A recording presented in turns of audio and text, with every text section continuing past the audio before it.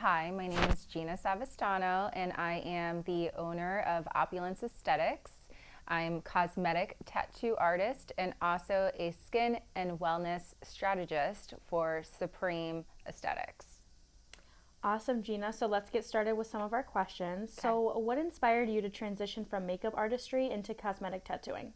Okay, since I've always been an artist, it was actually what did you say, inspiration behind it. Um, I've always been obsessed with obviously makeup and changing the way people look at themselves, right? And like loving themselves. So after getting my brows first done, oh my gosh, probably 17 years ago, that's when I realized, oh, I have a niche for this. I started to become obsessed with it. And I always started with eyebrows when I did professional makeup, coming from working with Playboy. I always did things a little bit backwards. So instead of starting with the eyes, I always started with the eyebrows. And that kind of inspired me to get into more permanent makeup at the time and starting off with microblading, which led me to obviously evolving to so much more. But yeah, it was a pretty easy transition because I've just always been passionate about it and went from a passion project to really my career.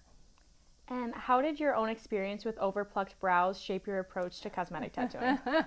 Huge.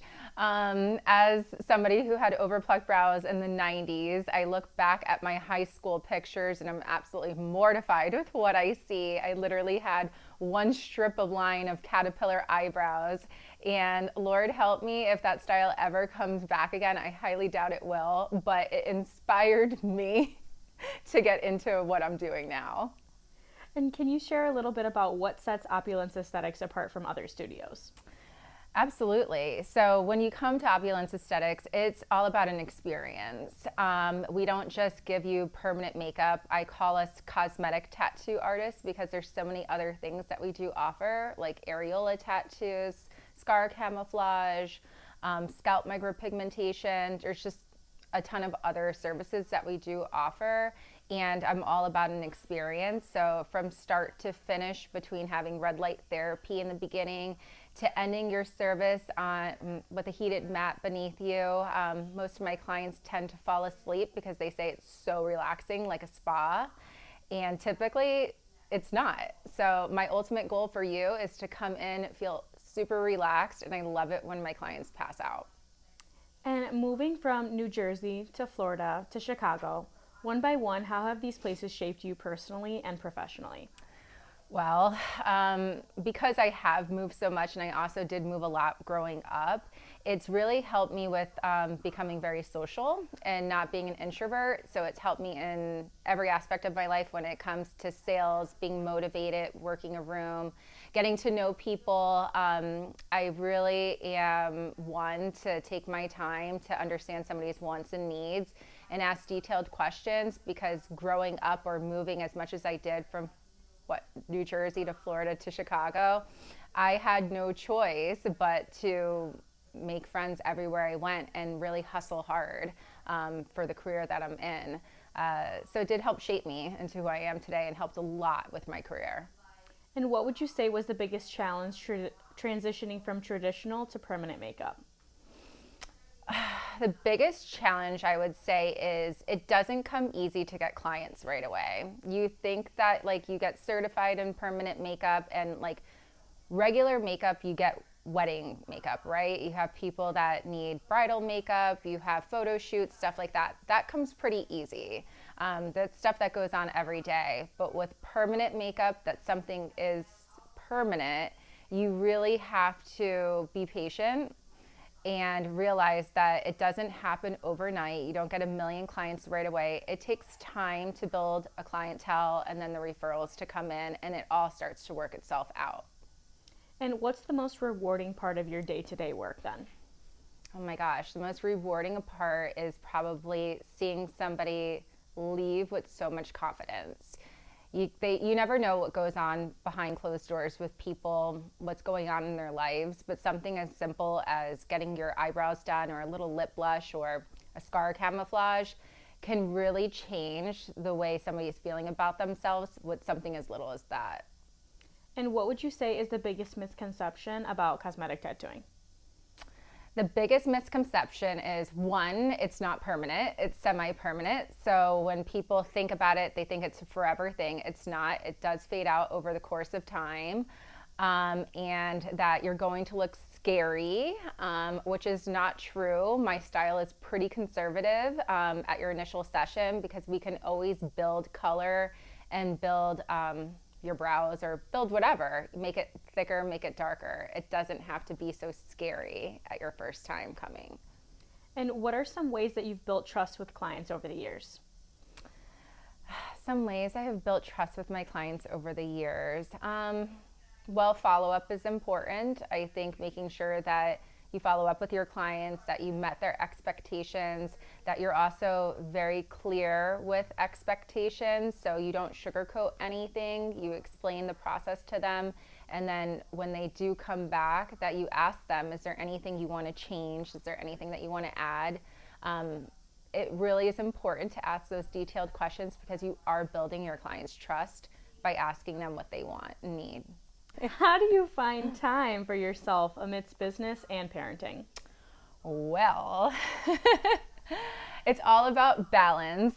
What I have learned throughout the years is it's okay to say no, and it is okay to have a structured schedule. So I'm very stern about it. My schedule is 10 to 6, sometimes 9 to 6.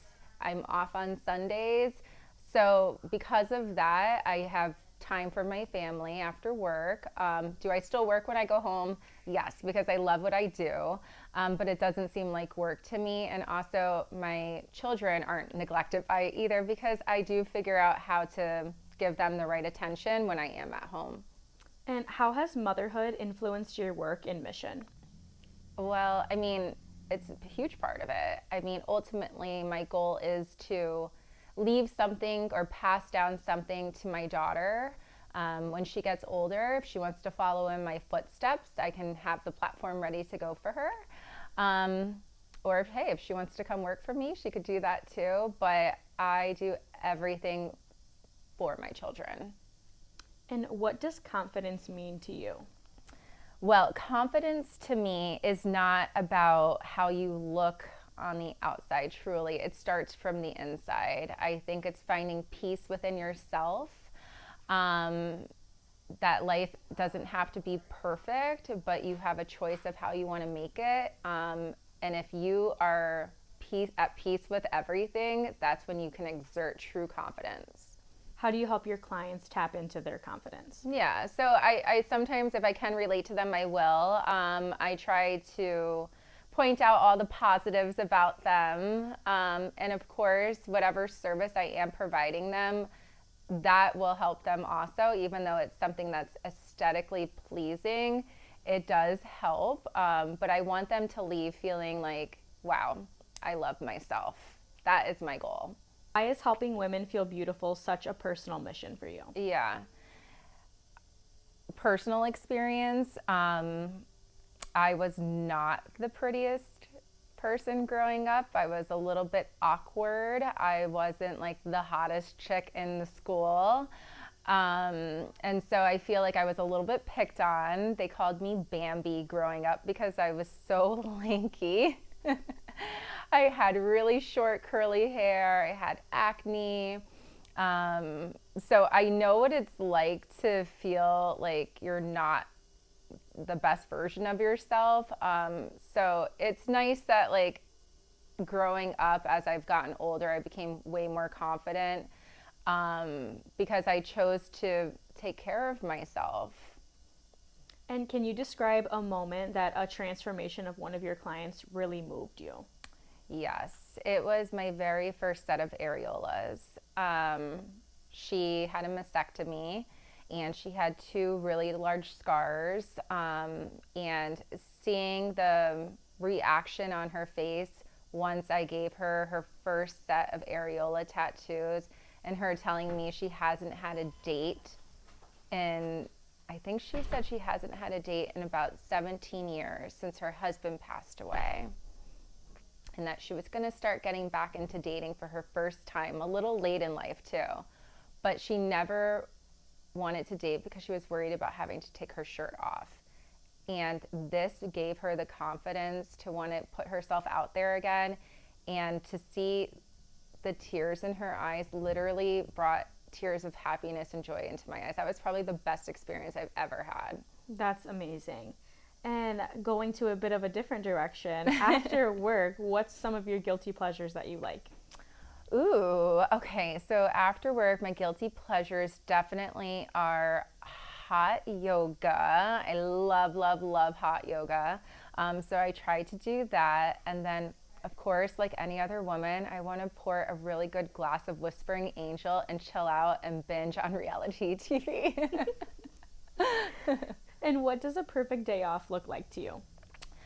Okay, so it's usually my Sundays. I love Sundays. On Sundays, I typically go to church first thing in the morning and then have my gym bag packed. I'll go do a 75-minute hot yoga class followed by a 15-minute meditation, then change, go to brunch with my kids, and then usually spend the whole day spending time with them.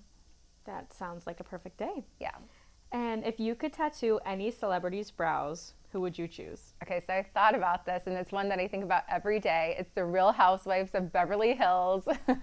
Every time I watch that show, like literally all of them, Kyle Richards, Erica Jane, all of them, Dorit, they all have horrible brows, and I just can't figure out, how do you live in Beverly Hills and none of you got it right?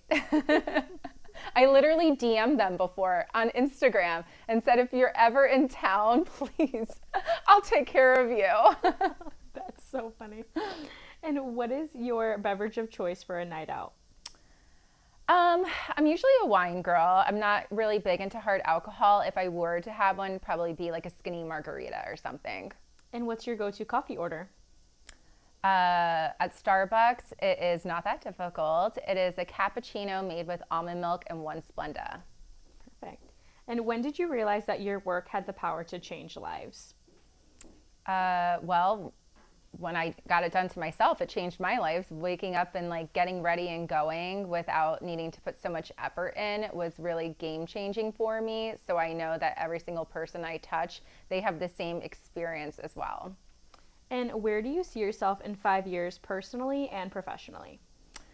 So personally, in 5 years from now, I see me maybe having a second home somewhere, warm. I'd love to be a snowbird and be able to go back and forth, but also my career would follow me as well. So I would love to expand and have other locations in different areas, preferably Florida. And be able to come back and forth and have multiple artists killing it, doing everything that I'm doing, and just watching Opulence Aesthetics like take over. And last question, if you could give any advice or encouraging words to a brand new client who's skeptical about coming in, what would you tell them? I would tell them that they're in great hands and that I promise you're going to say, I wish I've done this sooner. Well, that's amazing. I'm so glad we got to do this, Gina. Thank you so much. Thank you.